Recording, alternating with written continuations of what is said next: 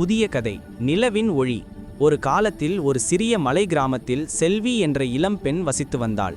அவள் இரவில் வானத்தை பார்ப்பதில் மிகுந்த ஆர்வம் கொண்டவள். அந்த கிராமத்தில் ஒரு பயங்கரமான குகை இருந்தது. அதனுள் ஒரு இரகசிய புதையல் இருப்பதாக மக்கள் நம்பினர். ஆனால் குகைக்குள் செல்ல யாரும் துணிந்ததில்லை. ஏனென்றால் உள்ளே சென்றவர்கள் யாரும் திரும்பியதில்லை. ஒரு பௌர்ணமி முழு நிலவு இரவில் நிலவின் ஒளி மிகவும் பிரகாசமாக இருந்தது. செல்வி தன் கனவில் கண்டாள், அந்த குகையின் புதையல் உண்மையில் தங்கமோ வைரமோ அல்ல, அது ஒரு ஞானம் நிறைந்த பழங்கால புத்தகம்.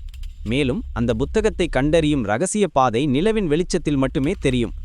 மறுநாள் காலையில் செல்வி ஒரு சிறிய கைவிளக்குடன் குகைக்குள் செல்ல தீர்மானித்தாள். கிராம மக்கள் அவளை எச்சரித்தனர், ஆனால் அவள் மனம் தளரவில்லை. இருண்ட குகைக்குள் அவளது சிறிய கைவிளக்கின் வெளிச்சம் போதவில்லை. அப்போது அவள் நிலவு இரவின் கனவை நினைவு கூர்ந்து பயந்து வெளியேறாமல் முழு நிலவின் ஒளி குகைக்குள் நுழைய காத்திருந்தாள். சரியாக நள்ளிரவில் குகையின் உச்சியில் இருந்த ஒரு சிறிய துளை வழியாக வெள்ளி நிலவின் மெல்லிய ஒளிக்கீற்று உள்ளே நுழைந்தது.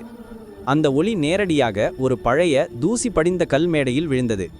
அந்த மேடையில் எந்த பயங்கரமான புதையலும் இல்லை. ஆனால் ஒரு பழைய பனை ஓலைச்சுவடி இருந்தது. அது கிராமம் செழிக்க தேவையான விவசாய நுட்பங்கள் மற்றும் மருத்துவ இரகசியங்கள் பற்றிய ஒரு வழிகாட்டி புத்தகம். செல்வி அந்த சுவடியை எடுத்துக்கொண்டு வெளியே வந்தாள். கிராம மக்கள் அவளை ஆச்சரியத்துடன் பார்த்தனர்.